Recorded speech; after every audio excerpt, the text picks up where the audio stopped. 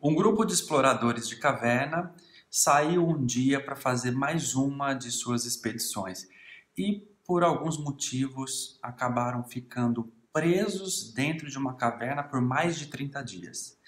Eles só conseguiram sobreviver lá dentro porque eles fizeram um sorteio e acabaram sacrificando um dos membros do grupo, e essa pessoa serviu de alimento para os seus colegas. É a partir dessa situação que se desenvolve todo o livro O Caso dos Exploradores de Cavernas.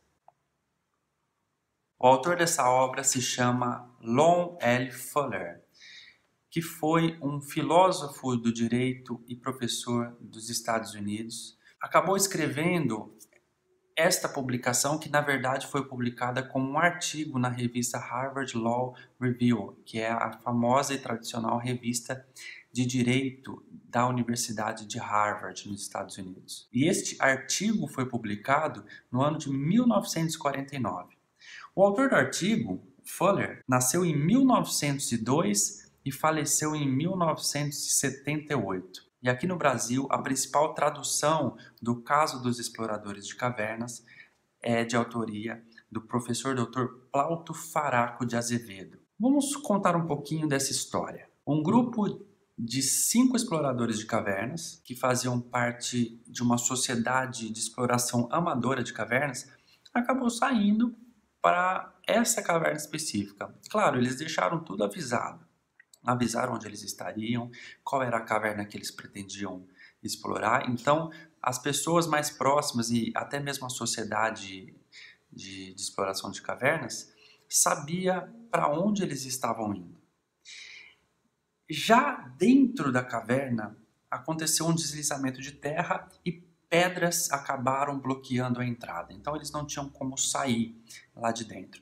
E eles tinham poucos alimentos, poucas provisões para conseguir sobreviver. Como as pessoas sabiam que eles tinham ido para essas cavernas, para essa caverna específica, eles ficaram preocupados com a demora deles para retornar ou para se comunicar. Então eles fizeram uma suposição e acabaram indo até o local e perceberam que realmente a entrada da caverna estava bloqueada. Então, o livro conta que foi feito um campo ali de resgate com dezenas de profissionais, trabalhadores, que estavam tentando abrir uma nova entrada ou desbloquear aquela entrada para que eles pudessem ter acesso ao interior da caverna e resgatar essas pessoas.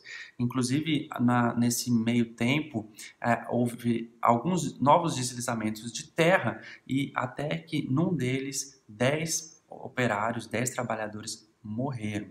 Tudo isso tentando salvar a vida aí desses exploradores de cavernas que estavam presos naquela situação. No 20º dia, depois de 20 dias que eles haviam entrado na caverna, descobriram que eles tinham lá dentro um radiocomunicador que podia enviar e receber mensagens. Então eles conseguiram o contato com o pessoal dentro da caverna.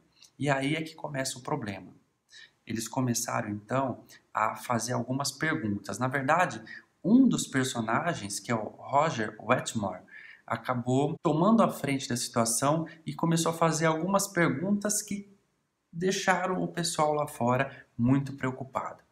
Primeiro ele perguntou o seguinte: quanto tempo mais eles deveriam esperar para que conseguissem entrar na caverna e resgatá-los? Então, a partir daquele 20º dia, pelo menos mais 10 dias para conseguir resgatar. E aí eles pediram que fosse perguntado ao médico se eles teriam condições de viver mais 10 dias sem comida. E claro, o médico respondeu que não, seria impossível viver tanto tempo sem alimento. Acontece que o Roger Wetmore mais tarde pergunta: e se nós nos alimentarmos da carne de um dos membros que estão aqui dentro, de uma das pessoas que aqui está, que ela seja sacrificada e os outros possam se alimentar da sua carne? Se nós nos alimentássemos da carne de um dos nossos colegas, isso nos permitiria viver? Isso nos permitiria sobreviver aqui dentro dessa caverna na qual nós estamos presos? Claro, a contragosto, o médico disse que sim, que era possível que, se alimentando da carne de uma pessoa, eles pudessem ainda sobreviver esses dias. Então, Roger Wetmore perguntou: então, nós deveríamos fazer isso? Sacrificar uma dessas pessoas para nos alimentarmos? Ele fez essa pergunta, mas ninguém respondeu. O médico não quis responder, nenhum governante quis responder, nenhum sacerdote entrou nessa questão. Então eles ficaram sem nenhum tipo de resposta externa. Então o Roger Wetmore, que para mim é um dos personagens de ficção dos mais azarados que existe, ele tinha por acaso um par de dados no bolso e acabou propondo aos amigos que eles jogassem os dados e assim, com o resultado, haveria o sorteio de quem deveria ser sacrificado para alimentar os demais. Mas antes mesmo de começar o jogo, depois, né, de convencer os colegas a que essa seria a melhor solução, pelo menos para que 4 dos 5 exploradores conseguissem sobreviver, o próprio Roger Wetmore disse: não, eu não quero mais fazer isso, eu não quero nem participar desse jogo, que ainda não aconteceu, não quero jogar os dados, porque eu quero pensar mais um pouco. Mas os colegas falaram: não, você já tinha falado que ia participar e você está quebrando o nosso acordo. Então você vai ter que participar ou alguém vai jogar o dado por você. E é isso que aconteceu. Alguém jogou os dados em nome de Roger Wetmore e perguntou para ele: o que você acha? Você vai ter alguma objeção com os resultados que vão aparecer nesses dados? E o Roger Wetmore não fez nenhuma objeção. E por que eu falo que ele é o mais azarado de todos? Porque ele perdeu o jogo. Ele foi sorteado para ser sacrificado e servir de alimentos para as demais pessoas. E foi exatamente isso que aconteceu. E mais tarde, no 32º dia, os 4 exploradores de caverna que sobreviveram se alimentando da carne de Roger Wetmore conseguiram então sair. Depois disso, claro, eles passaram por tratamento médico, nutricional e para choque emocional também até se recuperarem e depois foram processados pela morte de Roger Wetmore. Em primeira instância, e isso daqui não tem influência nenhuma quanto ao final do livro, na verdade isso é o início do livro, início da questão jurídica, eles foram, então, em primeira instância, condenados à morte pela forca.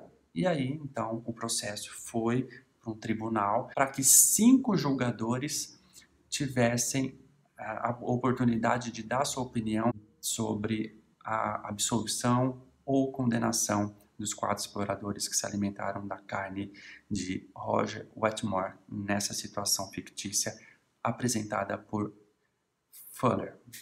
No final do livro, esses 4 exploradores de caverna, eles são...